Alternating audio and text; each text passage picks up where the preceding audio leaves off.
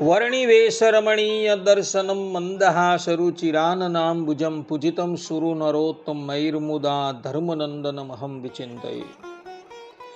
असतो मा षड्गमय तमसो मा ज्योतिर्गमय मृत्युर्मा अमृतं गमयः। ओम शान्तिः शान्तिः शान्तिः। अस्मद्गुरु समारंभां नाथयामुनमध्यमां लक्ष्मीवल्लभपर्यन्तां वंदे गुरु परंपरा।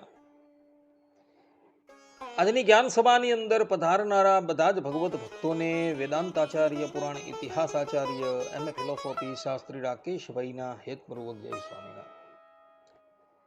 એક ભગવત ભક્તએ મને પ્રશ્ન કર્યો કે શાસ્ત્રીજી, ભગવાન સ્વામિનારાયણ શિક્ષાપત્રીના 79મા શ્લોકની અંદર કહે છે કે એકાદશીનામ સર્વાસામ કર્તવ્યમ વ્રતમાદરાત, અર્થાત કે સર્વે એકાદશીનું વ્રત આદર થકી કરવું।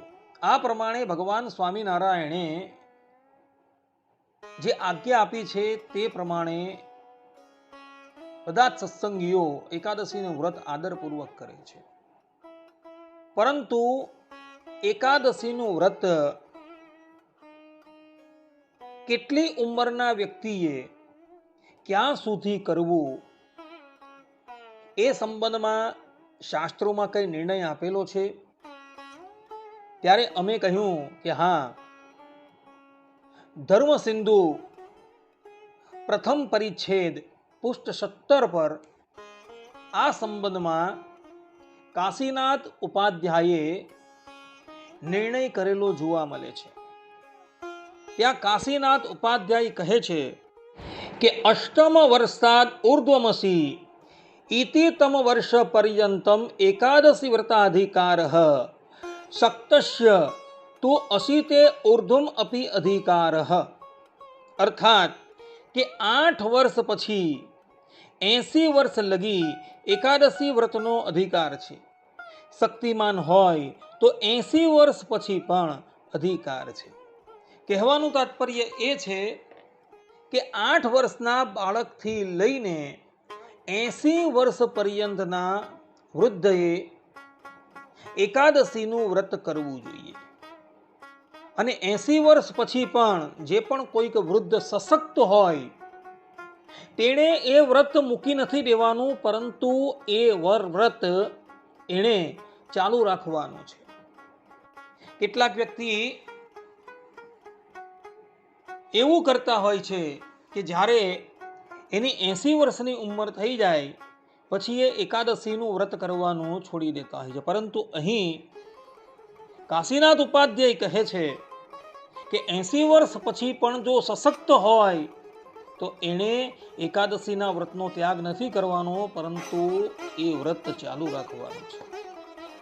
કોઈક વ્યક્તિ એવું કહે કે ભાઈ, એક વ્યક્તિ એવો છે કે એણે એકાદશી વ્રતનો આરંભ 70 વર્ષ પછી કરેલો છે, તો શું એણે 80 વર્ષ પછી એ વ્રતને મૂકી દેવું? તો હું એ સંબંધમાં કહું છું કે એણે એ વ્રત મૂકવાનું નથી। 8 વર્ષની ઉંમરથી જે વ્યક્તિ એકાદશીનું વ્રત કરતો હોય અને સતત 80 વર્ષ પર્યંત એ એકાદશીનું વ્રત કરતો રહે અને પછી એ જો અશક્ત થઈ જાય તો જ એણે એ વ્રત મૂકવાનું છે। પરંતુ 80 વર્ષ પછી એ સશક્ત હોય તો એણે તો એ વ્રત બી કન્ટિન્યુ ચાલુ જ રાખવાનું છે, મૂકવાનું નથી।